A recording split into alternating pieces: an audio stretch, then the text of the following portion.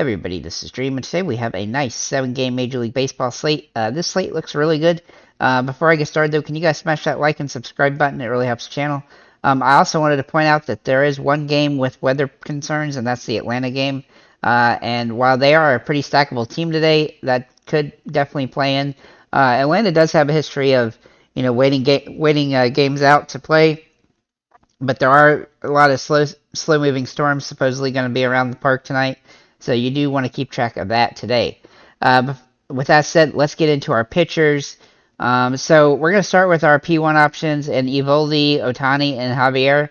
Eovaldi is the most expensive, but he also draws the best matchup. He also has the best metrics for the game, and he's probably in the best shape when it comes to pitching overall. He's also been really good in his starts for the most part, so I really like him a lot today. He draws a great situation and a good upside. He has 9 wins on the season as well, though it may be difficult for him to get a win today. He still has really nice upside and the best upside on the slate. Then we'll look at Ohtani and Javier. Now, these two guys both have not the worst matchups, but not the best either. Ohtani's matchup is tougher, but his K rate's higher. Javier's matchup is okay, but his K rate's lower, and he does have some downsides in that lineup that could give him some trouble. But they're both viable on the slate, just with some risk involved. As for P2 options, Sonny Gray and Marcus Stroman both draw incredible upside in these matchups.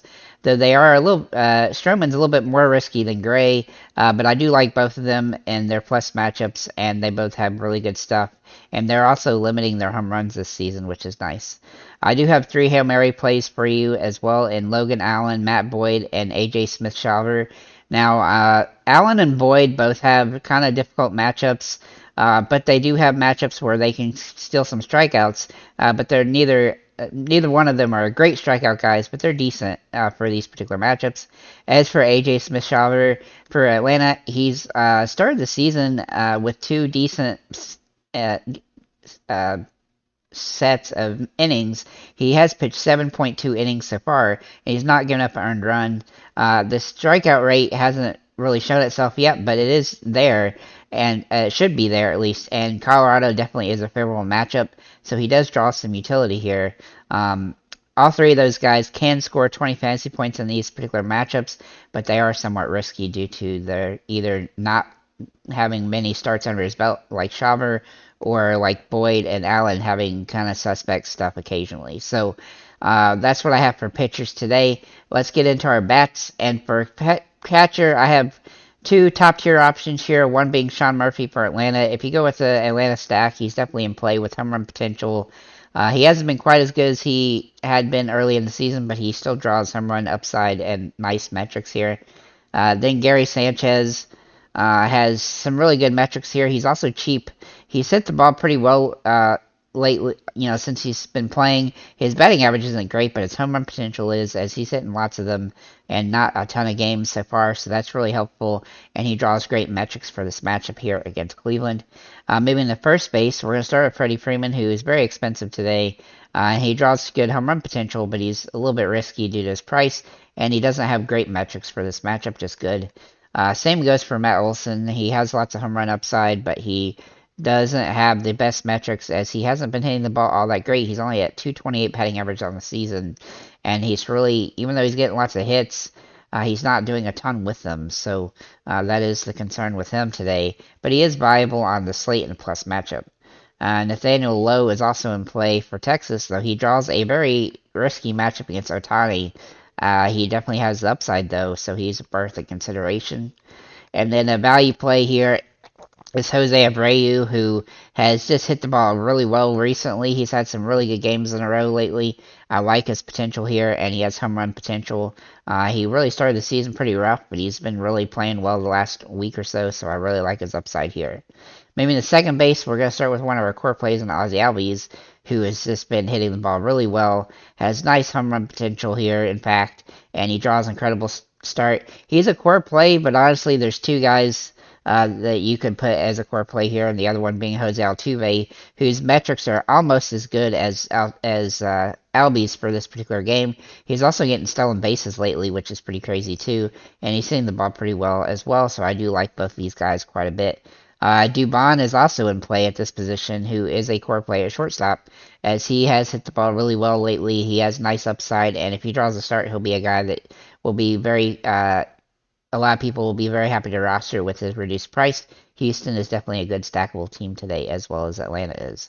Moving to third base here, Jose Ramirez is the top overall option, as he has hit the ball really well lately. He has nice upside and home run potential. He's had some really good games as of late, and his price is still pretty fair.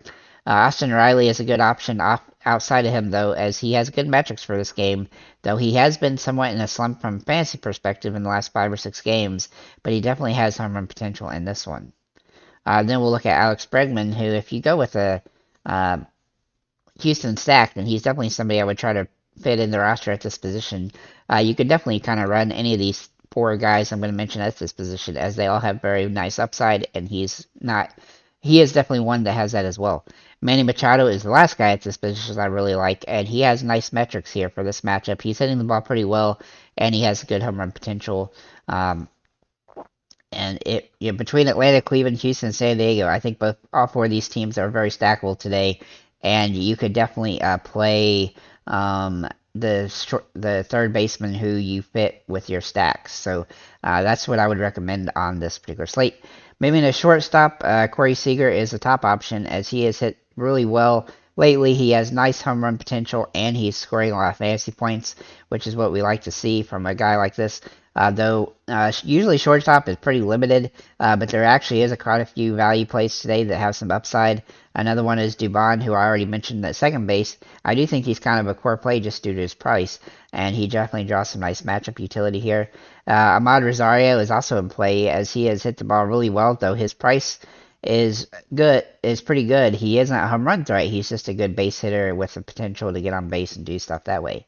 Then we'll look at Pena for Houston. If he draws the start, which I don't know if he will or not, he is potentially sick, or still sick, so he may not play today. But if he does play, he'll draw some utility here, though his price doesn't make him a must-play by any stretch of imagination.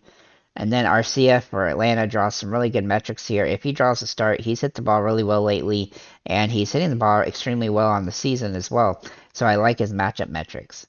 Maybe the outfielders. We're going to start with our 3 core plays, our top plays rather, Acuna Jr., Tatis Jr., and Kyle Tucker, all of which have just outstanding metrics for this game, though they are all going to be tough to roster on this particular slate. Then we'll look at Eloy Jimenez for Chicago White Sox. There's not too many players from the White Sox I like today, but he's a good one-off play with home run potential and some nice upside in this matchup. Then we'll look at Taylor Ward, who has hit the ball really well lately, though he is in a tough matchup against probably one of the best pitchers on the slate, but he draws some home run potential in this one, and he's hitting the ball well enough to be considered, but he's high risk, high reward due to the matchup. Ozuna for Atlanta has been up and down throughout the season. He is hitting the ball decently well, though, right now, and while he's hitting the ball well, he's definitely somebody to consider at his pretty cheap price. Chase McCormick is also in play for Houston, as he's hit the ball really well lately, and he has a nice upside with home run potential, but he is a boomer bust play from that perspective. Steven Kwan is in play for Cleveland. He has hit the ball pretty good this season. Not as good as I'd like, at just 252 batting average, but he has good potential in this game. Not a home run threat, but he does have stolen base potential as well in this particular game. Then we look at Kevin Pillar for Atlanta. Now, he will need to draw the start here, but he has been really solid lately when he's getting starts, though you can see he only has started a few games last while, as he's been coming off the bench and pinch hitting a lot. But when he draws the starts, he has some good metric upside, and this is a great matchup for him. And then Michael Harris, last but not least, he's probably one of my favorite plays at this position today, simply because he is just hitting the ball extremely well the last few games. He has hitting home runs again. He feels like he's having a lot of fun now. He's also got stolen base potential, which he didn't really show off until just the last few games. So I like his upside, and he has great potential here. Seems like he's finally broken out of the slump that he started the season with. So with that said, guys, thank you for liking, commenting, subscribing. If you have any comments or questions, feel free to leave them below, and have a nice day, guys.